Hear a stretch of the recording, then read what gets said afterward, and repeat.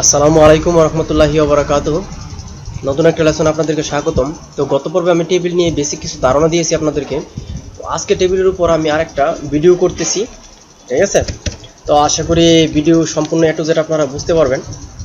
তো চলুন কিভাবে শুরু করব। তো টেবিলের ভিতর আজকে আমি দুইটা অপশন নিয়ে আপনাদেরকে বোঝাবো, সেটা হলো টেবিল ডিজাইন এবং লেআউট। তো সর্বপ্রথম লেআউট নিয়ে আমি কাজ করব মূলত আপনাদেরকে নিয়ে। তো আমি লেআউটটা কোথায় পাবো? আমাদের দেখুন এই হেল্পের পরে কিন্তু কোনো লেআউট অপশন নেই। তো আমরা যদি অন্য জায়গায় থাকি পাবো না লেআউটটা। আমরা যদি টেবিলের মধ্যে একটা ক্লিক করি, ক্লিক করার সাথে সাথে আমরা দেখবো এখানে দুইটা নতুন ট্যাব ওপেন হয়েছে, একটা হচ্ছে ডিজাইন ট্যাব আর একটা হলো লেআউট ট্যাব। তো আমরা যদি এই লেআউটে যাই, লেআউট থেকে দেখতে পারবো এখানে অনেকগুলো কাজ আছে, ঠিক আছে? টেবিলেরই বিস্তারিত কাজ এগুলা। তো চলুন আস্তে আস্তে আমরা শিখে দিচ্ছি। তো এখানে দুইটা পার্ট করবো, আনলে তো আপনারা বুঝতে পারবেন না। এখানে দুইটা পার্ট কি কি করবো, একটা হচ্ছে table, draw, row and column আর মার্জ, এইগুলো নিয়ে কাজ করব। তো পরবর্তী স্টেপে আমি এগুলো নিয়ে কাজ করব, ঠিক আছে?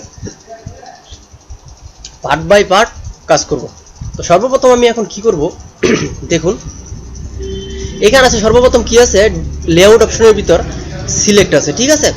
সিলেক্ট মানেটা কি, আমি যদি কার্সার পয়েন্টটা এইখানে রেখে আমি যদি এটার ভিতরে চারটা অপশন পাবো, একটা হচ্ছে select cell, select column, select row, select table, ঠিক আছে?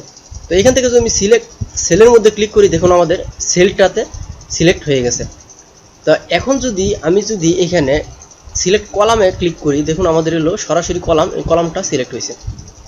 তো এখন যদি আমি সিলেক্ট রোতে ক্লিক করি, দেখুন রো বলতে সবগুলোই তো রো হয়ে গেছে। তো আমি যদি এইটার মধ্যে রেখে কার্সার পয়েন্টটা রেখে আমি যদি সিলেক্ট থেকে সিলেক্ট রোয়ে ক্লিক করি, দেখুন আমাদের রোটা কিন্তু সিলেক্ট হয়ে গেছে। তো এখন যদি আমরা সিলেক্ট টেবিলে ক্লিক করি, দেখুন আমাদের সিলেক্ট কিন্তু পুরো টেবিলটা হয়ে গেছে। তো এটা মূলত সিলেক্টেডই কাজ করে। তো তারপরে যে অপশনটা আমরা দেখতে পাচ্ছি ভিউ গ্রিড লাইন। তো ভিউ গ্রিড লাইনটা কীভাবে কাজ করে আপনাদেরকে বলি। যেমন আমাদের কোনো কিছু টাইপিং করার পর, টেবিল নিয়ে কাজ করার পর আমরা চাচ্ছি টেবিলটাকে হাইড করে দেওয়ার জন্য, বা হাইড করার পর আমরা চাচ্ছি যে টেবিলটাকে শো করে আমরা কিছু টাইপিং করার জন্য। তো আমরা সেই অপশনটা কি করব, আমরা টেবিলটাকে সর্বপ্রথম ধরুন এইটার ভিতরে আমি কিছু লিখে নিই, তাহলে আপনারা বুঝতে পারবেন। ধরুন আমাদের কিছু লেখা নিলাম, ঠিক আছে? তো লেখার পর আমি টেবিলটাকে সিলেক্ট করে আমি যদি হোম ট্যাব থেকে এইখানে এসে আমি যদি এখান থেকে নো বর্ডার করে দিই, দেখুন আমাদের কিন্তু নো বর্ডার হয়ে গেছে। তো আমরা চাচ্ছি কি এইখানে বর্ডারের ভিতরে কিছু কাজ করার জন্য, ঠিক আছে? টেবিলের ভিতরে কিছু কাজ করার। তো আমরা তো কোথায় টেবিল আছে কোথায় কি আমরা দেখতে পাচ্ছি না। তো ওই ক্ষেত্রে আপনারা কি করবেন, অনেক ক্ষেত্রে এরকম হয়, ঠিক আছে? তখন আপনারা কি করবেন, এইটার মধ্যে একটা সিলেক্ট করে আমাদের এই যে লেআউট অপশন আছে, লেআউট অপশন থেকে এখান থেকে আমি যদি ভিউ গ্রিড লাইন দিই, ঠিক আছে? তো দেখতে পাচ্ছেন আপনারা একটা একদম আমাদের সাইড দিয়ে কিরকম একটা বর্ডারের মতো তৈরি হয়েছে, ঠিক আছে? ড্যাশ ড্যাশ বর্ডারের মতো, ঠিক আছে? তো এটা নিয়ে আপনারা কাজ করে আবার এটাকে ক্লিক করে আপনারা চাইলে এটাকে হাইড করেও দিতে পারেন। তো আমি এটাকে আবার সুন্দর করে অল বর্ডারে নিতেছি, অল বর্ডারে দিয়ে দিলাম। আশা করি এই অপশনটা আপনারা বুঝতে পারছেন। তো তারপরের যে অপশনটা আছে সেই অপশনটা নিয়ে চলুন কাজ শিখি, প্রপার্টিস, ঠিক আছে? এই প্রপার্টিস অপশনটা নিয়ে কাজ করি।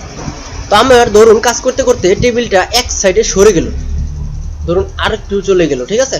তো আমরা চাচ্ছি টেবিলটাকে মিডল বরাবর আনার জন্য, ঠিক আছে? সেন্টার বরাবর আনার জন্য। তো আমরা এই প্রপার্টিসে ক্লিক করে এখান থেকে যদি সেন্টারে ক্লিক করে ওকে দিই, দেখুন আমাদের টেবিলটা কিন্তু সেন্টারে চলে আসছে। আমরা যেই পাশেই নিই না কেন, আমরা যদি প্রপার্টিসে ক্লিক করে জাস্ট এইখান থেকে সেন্টারে দিয়ে ওকে দিই, আমাদের চলে আসবে। তো আশা করি এই অপশনটার কাজও আপনারা বুঝতে পারছেন। তো এখন চলুন আমরা কাজ শিখবো হলো, ধরুন স্বপ্নটা আমি একটু বড় করে নিই। এখানে দেখুন ড্র টেবিল আছে, ঠিক আছে? ড্র টেবিল মানে কি, আমাদের টেবিলের ভিতর কোনো কিছু আঁকাআঁকি করা, ঠিক আছে? তো টেবিল ধরুন আমি এই সেলটার মধ্যে একটা ক্লিক করি, সরি, এই সেলটার মধ্যে ক্লিক করার পর দেখুন এখানে ড্র টেবিল আছে। তো আমি যদি এই ড্র টেবিল থেকে একটা ক্লিক করে এই প্যান, দেখুন একটা কলমের মতন হয়ে গেছে। এই কলমের মতন মানে কি, আঁকাআঁকি বুঝাইবে। তো আমি যদি কলমের মতো ক্লিক করে এইটার মাঝ বরাবর একটা দাগ দেই, দেখুন আমাদের একই কলামের ভিতর কিন্তু দুইটা কলাম হয়ে গেছে, ঠিক আছে? সুন্দর একটা সেলের ভিতর কিন্তু দুইটা কলাম হয়ে গেল। আপনারা যে কোনোভাবে আঁকতে পারেন, চাইলে যে কোনো সিস্টেমও করতে পারেন এটা দিয়ে। এটা হলো কি, আঁকাআঁকি। তো আমরা তো আঁকাআঁকি করলাম। তো ধরুন আমি চাচ্ছি এই যে এটার মাঝখানে যেই কলামটার মতো দাগ দিছিলাম, এটা চাচ্ছি না। তো এটা কিভাবে রিমুভ করবো, মোছা? নিশ্চয়ই কোনো জিনিস আঁকলে সেই জিনিসটা মোছারও অপশন থাকে। তো তারপরের যে অপশনটা সেটা দেখতে পাচ্ছেন, সেটা নাম হলো ইরেজার। ইরেজার মানে কি, মোছনি। তো তো আমি যদি এই ইরেজারটার মধ্যে ক্লিক করে জাস্ট এইখানে একটা ক্লিক করি, দেখুন আমাদের দাগটা চলে গেছে। আমরা যে কোনো দাগ চাইলেই মুছে দিতে পারবো। ধরুন ওই দাগটাও চাইলে আমরা মুছে দিতে পারবো। দেখুন আমাদের চাইলেই কিন্তু আমরা দাগটা মুছে দিতে পারতেছি। তো আশা করি এই অপশনটাও আপনারা বুঝতে পারছেন। তো তারপরের যে অপশনটা আছে সেটা হলো ডিলেট, ঠিক আছে, ডিলেট। তো আমরা কিভাবে একটা সেলকে ডিলিট করব এটাই আপনারা দেখব। ধরুন আমার এই লাস্টের সেলটা যেটা আছে সেটা প্রয়োজন নেই, তো আমি সেলটার মধ্যে কার্সার পয়েন্টটা রেখে আমি যদি এই ডিলিট থেকে ডিলিট সেলের মধ্যে ক্লিক করি, দেখুন এখানে আরেকটা অপশন পপ আপ শুরু করছে। এখান থেকে যদি আমরা শিফট সেল লেফট রেখে আমরা যদি এখানে ওকে দিই, দেখুন আমাদের কিন্তু সেলটা চলে গেল। তো এখন যদি আমরা ডিলিট কলাম ডিলিট করতে চাই, ঠিক আছে, ধরুন আমাদের শেষের যে কলামটা আছে সেটা প্রয়োজন নেই, আমরা যদি এটাতে ক্লিক করে আমরা যদি এইখান থেকে জাস্ট ডিলিট কলামে ক্লিক করে দিই, দেখুন আমাদের কিন্তু সেই কলামটাও চলে গেছে। তো এখন যদি আমরা একটা রো ডিলিট করতে চাই, দেখুন আমরা যদি এই রোটাই সবার উপরে যে রোটা আছে সেই রোটা ডিলিট করতে চাই, এটাতে রেখে আমরা যদি এই ডিলিট থেকে এখান থেকে যদি রোয়ে একটা ক্লিক করি, দেখুন আমাদের সবার উপরে যে রোটা ছিল সেটা চলে গেছে। এখন যদি সম্পূর্ণ ডিলিট যে টেবিলটা আছে সম্পূর্ণ সেই টেবিলটাই আমরা ডিলিট করতে চাই, তখন কি করব? তখন আমরা এই যে দেখুন এইখানে একটা ক্লিক করে সম্পূর্ণটাকে সিলেক্ট করব। সিলেক্ট করার পর এইখান থেকে আমরা যদি ডিলিট টেবিলে একটা ক্লিক করি, দেখুন আমাদের টেবিলটি কিন্তু ভ্যানিশ হয়ে গেল। তো আশা করি আপনারা বুঝতে পারছেন কিভাবে ডিলিট করতে হয় টেবিলটা। তো প্রথম থেকে আমরা আবার টেবিলটাকে নিয়ে নিই। তো টেবিলটাকে আমরা নিয়ে নিলাম। তো লেআউটের আশা করি এই অপশনগুলোর কাজ আপনারা শিখতে পারছেন। তো এখন কি করব আমরা, এই যে এখানে চারটা অপশন আছে এই রো অ্যান্ড কলামের মধ্যে এই চারটা অপশনের কাজ শিখব। তো এর জন্য আমাদের কিছু কাজ করে নিতে হবে, এটার ভিতরে আমাদের কিছু লেখা নিতে হবে। তো আমি কিছু সামান্য কিছু লেখা নিয়ে নিচ্ছি আপনাদেরকে এটা বোঝানোর জন্য। আমি আবল তাবল লিখে বোঝাচ্ছি আপনাদেরকে, আপনারা সঠিকভাবে লিখে তারপর বোঝাবেন। আমার সময় স্বল্পতার জন্য আমি এটা করতেছি।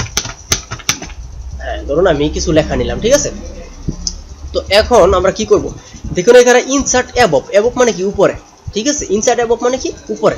তো আমরা চাচ্ছি কি যে এটার উপরে এই যে রোটা আছে আমাদের এই রোয়ের উপরে একটা রো হবে, রো ক্রিয়েট করতে হবে, ঠিক আছে। বা এই যে এখানে ধরুন আমরা লিখে ফেলছি, ঠিক আছে, কোনো কিছু প্রয়োজনীয় ডকুমেন্ট লিখে ফেলছি, তো এটার উপরে আমাদের একটা নতুন করে রো প্রয়োজন, ঠিক আছে। তো আমরা সেই রোটা কিভাবে নিব, তো এইখানটা সম্পূর্ণটা সিলেক্ট করে আমি যদি ইনসার্ট অ্যাবভে ক্লিক করি, দেখুন আমাদের উপরে কিন্তু একটা রো ক্রিয়েট হয়ে গেছে, ঠিক আছে।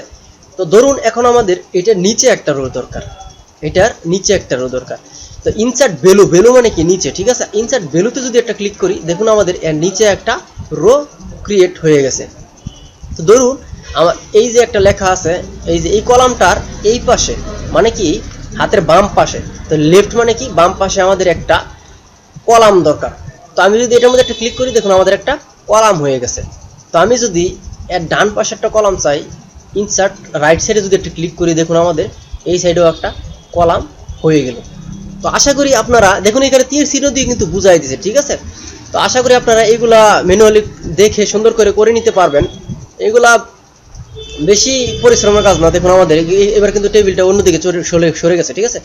তো এই সরে যাওয়া টেবিলটাকে আমরা যদি সেন্টারে আনতে চাই, সেন্টারে ক্লিক করে একটা রাইট ক্লিক করলে আমাদের সেন্টারে চলে আসছে। আচ্ছা, আশা করি এতটুকু কাজ আপনারা বুঝতে পারছেন। তো এখন কাজ আমি আপনাদেরকে শেখাবো হলো এখানে দেখুন মার্জ সেল। মার্জ সেল বলতে কি, মার্জ সেল বলতে আপনাদেরকে যেটা বোঝাই আমি বুঝাই স্বাভাবিক, দুইটা সেলকে একত্রিত করে যে সেলটা করা হয় সেটি হলো মার্জ সেল। তো আমি এই দুইটা সেলকে একত্রিত করতে চাচ্ছি। এই দুইটা সেলকে যদি একত্রিত করে সিলেক্ট করে আমি যদি এই দেখুন এখন অ্যাক্টিভ হয়ে গেছে, এখন যদি অ্যাক্টিভ নাই, আমরা যদি সিলেক্ট করি দুইটাকে তখনই অ্যাক্টিভ আছে। এখন যদি মার্জ সেলের মধ্যে ক্লিক করি, দেখুন আমাদের দুইটা সেল এক হয়ে গেল, ঠিক আছে। এটাই হলো মার্জ সেলের কাজ। আপনারা যতগুলো সেলকে একত্রিত করতেছেন যদি সম্পূর্ণটা সিলেক্ট করে মার্জ সেলের মধ্যে ক্লিক করেন, দেখুন আমাদের সম্পূর্ণ সেলটাই কিন্তু এক হয়ে গেল, ঠিক আছে, একটা সেলে পরিণত হয়ে গেল। আচ্ছা, এখন তো এটা বুঝলেন। তো এখন চাচ্ছি আমরা কি এই সেলটাকে কয়েকটা ভাগ করার জন্য, এই যে সেলটা দেখতে পাচ্ছেন এটাকে ভাগ করব, অনেকটি সেলে রূপান্তর করব, কলামে রূপান্তর করব, ঠিক আছে, অনেকটি কলাম করব। তো এখন এখানে দেখুন এই মার্জ সেলের পরে স্প্লিট সেল নামে একটা অপশন আছে। আমি যদি এই স্প্লিট সেলের মধ্যে একটা ক্লিক করি, দেখুন আমাদের নতুন একটা অপশন ক্রিয়েট হয়েছে। তো আমি চাচ্ছি এটার ভিতরে চারটা না পাঁচটা, ঠিক আছে, পাঁচটা কলাম হবে ঠিক আছে, একটা রো ঠিক আছে, একটা রো এর ভিতরে 5টা কলাম হবে। আমি যদি 5টা কলাম দিই, কলাম দিয়ে যদি ওকে দিই, দেখুন আমাদের এটার ভিতরে কিন্তু 5টা কলাম ক্রিয়েট হয়ে গেছে। এভাবে আপনারা কলামও ক্রিয়েট করতে পারেন।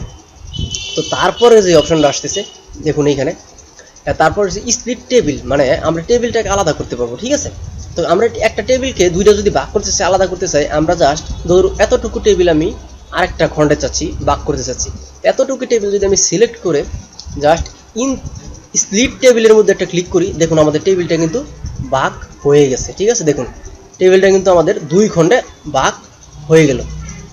দেখতে পাচ্ছেন আপনারা 2 খণ্ডে কিন্তু ভাগ হয়ে গেছে। এতটুকু আশা করি আপনারা বুঝতে পারছেন। স্প্লিট টেবিল পর্যন্ত এই টেবিল দিয়ে মানে ভাগ করা হয় টেবিলটাকে। এতটুকুর কাজ আমি আপনাদেরকে সুন্দর করে বুঝিয়ে দিলাম। যদি কোথাও না বুঝতে পারেন, আমি তো আসি, আপনাদেরকে পরবর্তী ভিডিও দিয়ে আবার সুন্দর করে বুঝিয়ে দিব। তো এতটুকু, পরবর্তী ভিডিও দেখার আমন্ত্রণ জানিয়ে আজকের মতো আমি বিদায় নিচ্ছি। আসসালামু আলাইকুম ওয়া রাহমাতুল্লাহি ওয়া বারাকাতুহু।